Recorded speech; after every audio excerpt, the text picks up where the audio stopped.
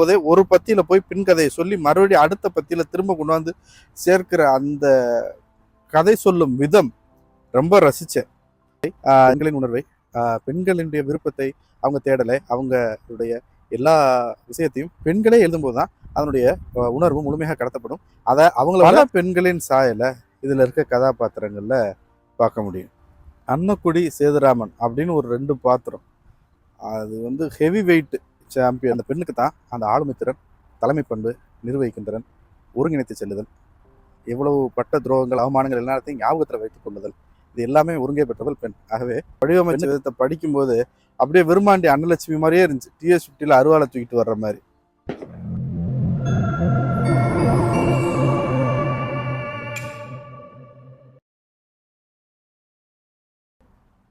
அனைவருக்கும் வணக்கம். இன்னைக்கு ஒரு புத்தகத்தை பற்றி பேசலாமா? இன்னைக்கு நான் பேசுறதுக்காக தேர்ந்தெடுத்த புத்தகம் வந்து எழுத்தாளர் சித்ரா சிவன் எழுதிய அத்தினி. இந்த புத்தகத்தை நான் வாசிக்கிறதுக்காக எனக்கு அனுப்பி வச்சதுக்கு முதல்ல நன்றி சித்ரா. ஒரு ஆணை யானையோடு ஒப்பிடுவது வழக்கம். ஆனால் யானையோடு ஒப்பிடுவதற்கு மிக பொருத்தமான ஒன்று பெண் தான். ஏன்னா அந்த பெண்ணுக்கு தான் அந்த ஆளுமை திறன், தலைமை பண்பு, நிர்வகிக்கும் திறன், ஒருங்கிணைத்து செல்லுதல், எவ்வளவு பட்ட துரோகங்கள், அவமானங்கள் எல்லாத்தையும் ஞாபகத்தில் வைத்து கொள்ளுதல், இது எல்லாமே ஒருங்கே பெற்றவள் பெண். ஆகவே பெண்ணுக்கு தான் யானையை ஒப்பிட முடியும் அப்படின்னு எழுத்தாளர் தன் கருத்தாக சொல்லி, அதனால தான் இந்த புத்தகத்தின் பெயர் அத்தினி பெண் யானை அப்படின்னு வச்சிருக்கிறதா அவங்களே முன்னுரையில் எழுதியிருக்கிறாங்க. நேற்று தொடங்கிய முந்தா நாள் தொடங்கிய புத்தகம் என் பணிப்பளவுனால தான் என்னால் இதை அதே நாளில் முடிக்க முடியலை. இல்லைன்னா இந்த புத்தகத்தை எடுத்தால் வாசித்து முடித்த பின்பே கீழே வைக்கக்கூடிய அந்த அளவுக்கு ஆர்வத்தை ஏற்படுத்துகிற எழுத்து. நான் இதை படித்து முடித்ததுக்கப்புறம் இந்த கதை மாந்தர்களையும், பவித்ரா தேவி, உமையால், இந்த கதை மாந்தர்களை விட்டு வெளில வரவே கொஞ்சம் நேரம் ஆச்சு. நம்ம எங்கள் பகுதியில் மதுரை, அந்த கீழே இருக்க தென்பகுதி மதுரை, இந்த பகுதியில் இருக்கிற பல பெண்களின் சாயலை இதில் இருக்க கதாபாத்திரங்களில் பார்க்க முடியும். பவித்ரா தேவி, உமையால், பூங்கொடி, மல்லிகா, பாண்டியம்மா, இப்படி பெண்களால் சூழப்பட்ட உலகம். அந்த இதை பூரா இவங்க கதைபாத்திரமாக வச்சு இந்த அருமையான நாவலை கொடுத்துருக்குறாங்க. இப்போ சமீபத்தில் பேசினப்போ கூட ஒரு இதில் நான் சொன்னேன், பெண்களின் உணர்வை, பெண்களினுடைய விருப்பத்தை, அவங்க தேடலை, அவங்களுடைய எல்லா விஷயத்தையும் பெண்களே எழுதும்போது தான் அதனுடைய உணர்வு முழுமையாக கடத்தப்படும். அதை அவங்கள விட சிறப்பாக எந்த ஆண் எழுத்தாளரும் சொல்ல முடியாதுன்னு சொல்லியிருந்தேன்.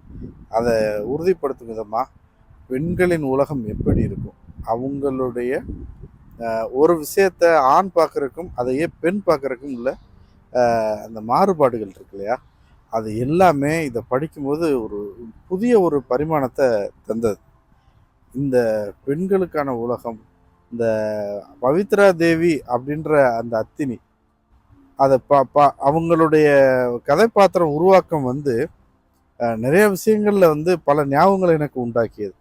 குறிப்பாக அவங்களுடைய அம்மா அன்னக்குடி சேதுராமன் அப்படின்னு ஒரு 2 பாத்திரம், அது வந்து ஹெவி வெயிட் சாம்பியன் அன்னக்குடி. ஒரு சாயலில் அவங்க சொல்லி வந்த வரிகளில் ஒரு 4 வரியில அந்த அன்னக்குடியை இவங்க வடிவமைச்ச விதத்தை படிக்கும்போது அப்படியே விரும்மாண்டி அன்னலட்சுமி மாதிரியே இருந்துச்சு. TS50 அருவாலை தூக்கிட்டு வர்ற மாதிரி அந்த அன்னக்குடி. அதன் பின்னர் அவங்களுடைய சேதுராமன், இவங்க அம்மா அப்பா தான் அன்னக்குடியும் சேதுராமனும், பவித்ரா தேவின்றவங்க. அவங்களுடைய காலம் எப்படி, அது எவ்வளவு தாட்டியமான ஆள் அன்னக்குடி. இது வந்து கிராமத்தில் சரி, பெரும்பாலும் பெண் ஒரு பலம் பொருந்திய ஆளுமை மிக்க பெண்கள்கிட்ட இந்த குணம் உண்டு. அவங்களுடைய தாட்டியம், அவங்களுடைய பார்வை, அவங்களுடைய தைரியம், 4 ஆண்களுக்கு முன்னாடி நின்று பேசுகிற அந்த இது எல்லாமே நல்லா இருக்கும். ஆனால் ஏதோ ஒரு சின்ன ஒரு விஷயம் எதிர்பார்க்காம ஒரு விஷயத்துல டக்குன்னு உடஞ்சி ஒன்றுமே இல்லாமல் போயிடுவாங்க. அப்படியாக இந்த கதையை நீங்கள் வாங்கி வாசிங்க. அப்படி ஒரு அன்னக்குடி சேதுராமன் பாத்திரம். பின்பு அந்த சிறு வயதில் இவங்களுக்கு ஏற்பட்ட, இந்த அக்கா தங்கச்சிக்கு ஏற்பட்ட அந்த பாதிப்பு ஆண்கள் உலகத்தையே வெறுக்க வச்சு அதிலிருந்து விலகி அந்த கதை போற வேகம் இருக்க, ஒவ்வொரு வரியிலையும் ஒவ்வொரு பத்திலையும் பார்வையும் நம்மளுடைய சிந்தனையும் வேறுபட்டு சிந்திக்க வைக்கிற மாதிரி தான் எழுதி முடிச்சிருக்கிறாங்க. அதன் கூட பூங்கொடி, ஐயோ எனக்கு 2 பூங்கொடியை தெரியும் உண்மையிலேயே. அதை படிக்கும்போது எனக்கு ரொம்ப ரசிச்சும் அதில் இருக்கிற உண்மையை உணர்ந்தும் படித்தேன். ஏன்னா இது எல்லாமே வெளியில காட்டப்படாத கதாபாத்திரங்கள். ஒவ்வொருத்தரையும் இவங்க வடிவமைச்ச விதம், அவங்களுக்கு பின்புலமாக சொல்லப்பட்ட கதைகள், அதற்கடுத்து அவங்க குணநலனாகவும் அவங்களுடைய பேச்சு மொழியாகவும் எழுதப்பட்ட விஷயங்கள் இருக்கு இல்லையா, அது மிகச்சிறப்பானது.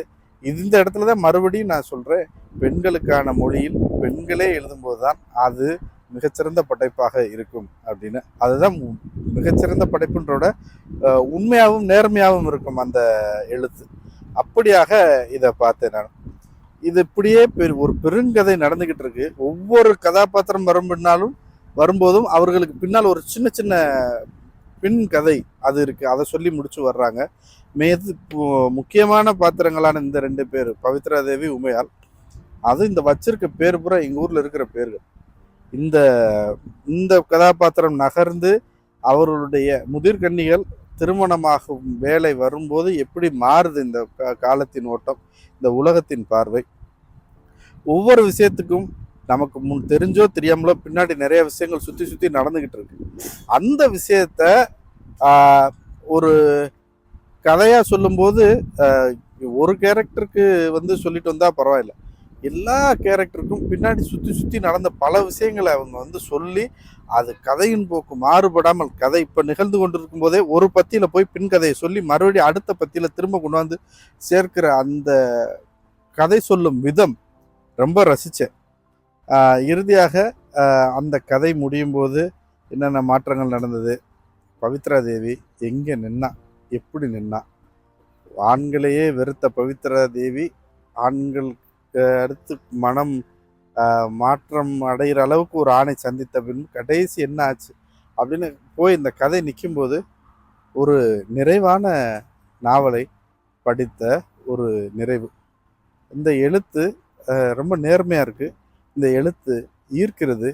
இந்த எழுத்து பெண்கள் தங்களுக்குள்ளாக எந்த அளவுக்கு தங்களுடைய வாழ்க்கையை கொண்டாடி கொள்கிறார்கள், எந்த அளவுக்கு தங்களுக்கான அவமானங்களையும் துரோகங்களையும் வழிகளையும் தாண்டி மேலே வருவதற்கு அவங்க என்னென்ன செய்கிறாங்க என்பது எல்லாத்தையும் மிக தரமாக இந்த எழுத்து காட்டுகிறது. நான் படித்த நாவல்களில் சிறந்த நாவல்களாக இதையும் நான் சொல்லுவேன். அப்படியான ஒரு நாவல் தான் நான் இன்னைக்கு படித்த அத்தினி. இந்த நாவலை பற்றி, இந்த நூலை பற்றி இன்று உங்களுடன் பேசியதில் எனக்கு ரொம்ப மகிழ்ச்சி. நன்றி, வணக்கம்.